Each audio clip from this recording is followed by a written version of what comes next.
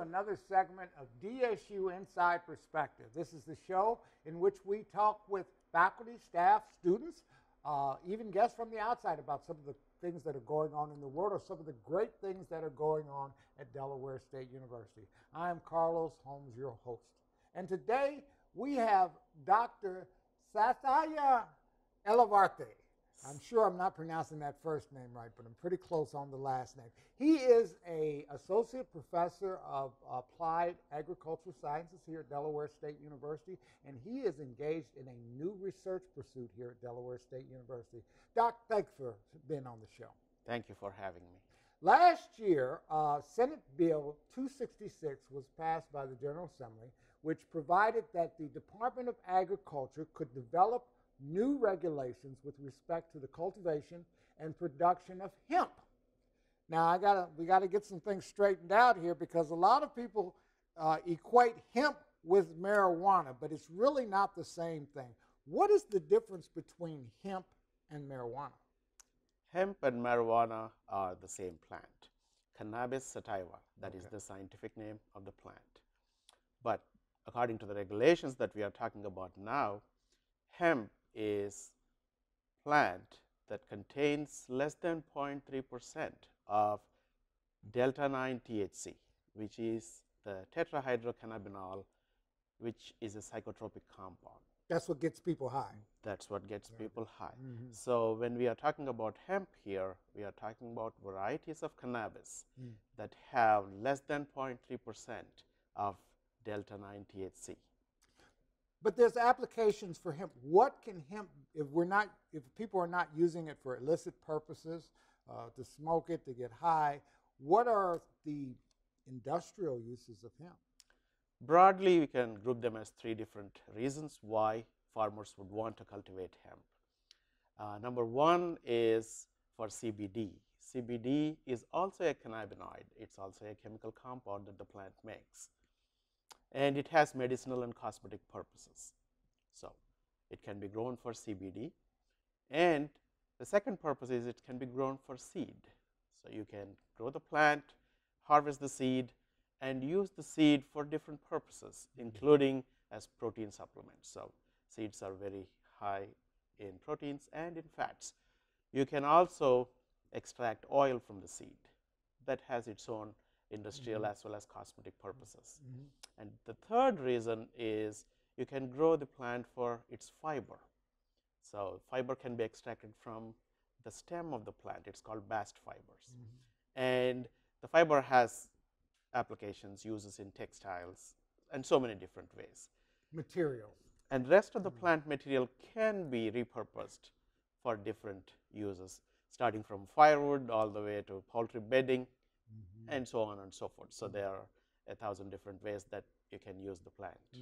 So obviously hemp is found to be a plant that could maybe profitably be used in other areas. Yes. Delaware State University is involved in research with respect to hemp. What is this research that it's doing?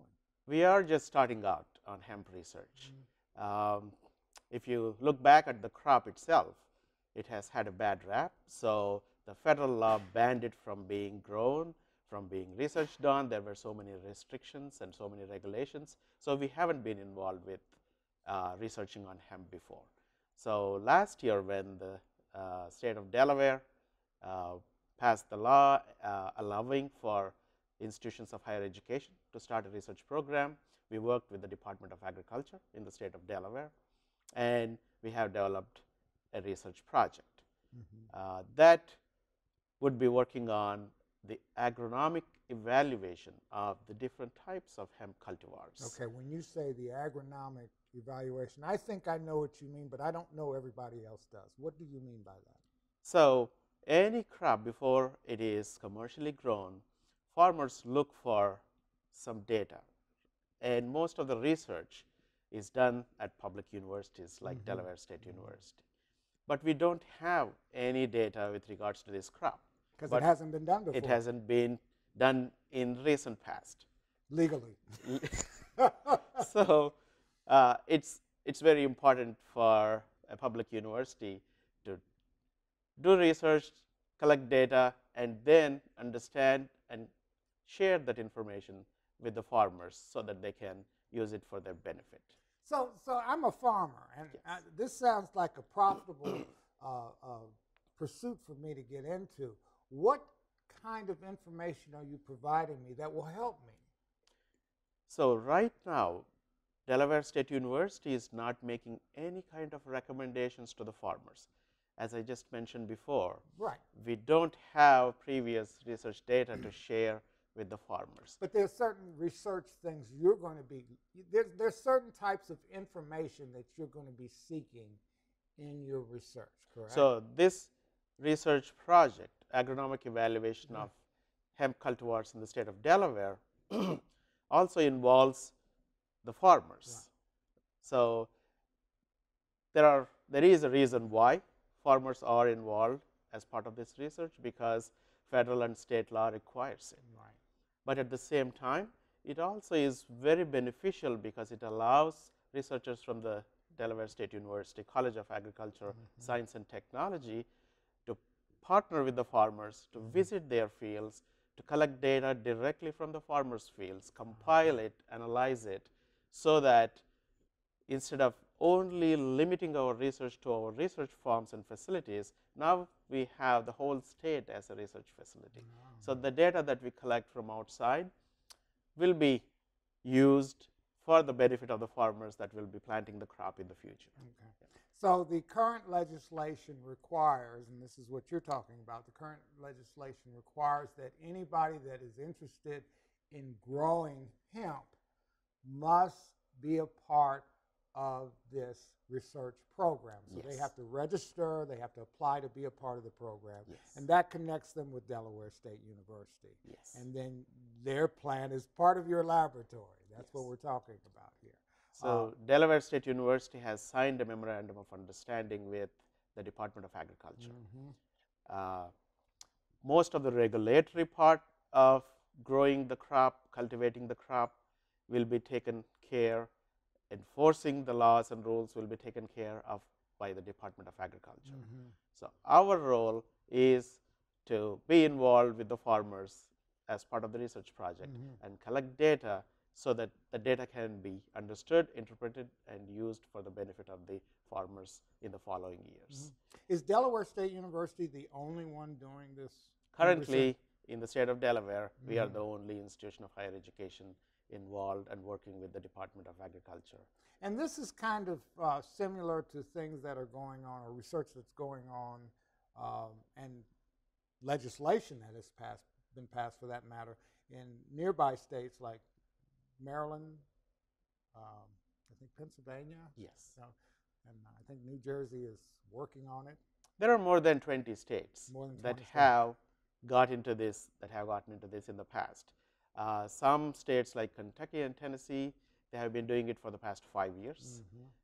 States like Delaware just getting in, and Pennsylvania started it last year. So they came in a year before the state of Delaware. Every state as of now is allowing farmers to grow the crop, because since the Farm Bill passed in December, so the federal government has completely deregulated or removed the restrictions on growing of the crop hemp, and also removed any restrictions on interstate transportation, which was a big problem before December of 2018.